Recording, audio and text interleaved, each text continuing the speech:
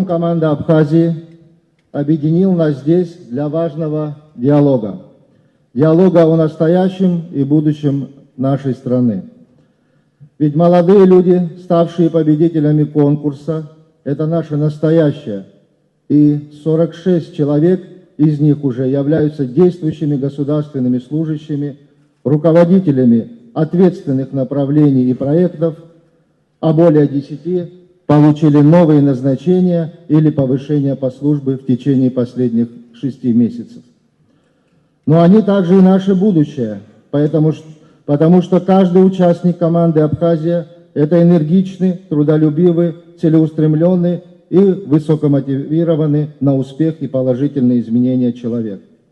А это именно те качества, которые должны лежать в основе нашей долгосрочной стратегии развития Абхазии как суверенного правового государства, исторически утвердившегося по праву народа на свободное самоопределение.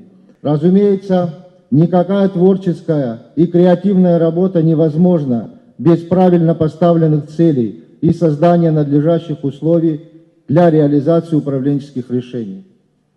В этой связи на Кабинет министров Абхазии возлагаются особые задачи, связанные с обеспечением этих условий и выведением организации работы всех звеньев управленческой цепи правительства на качественно новый уровень.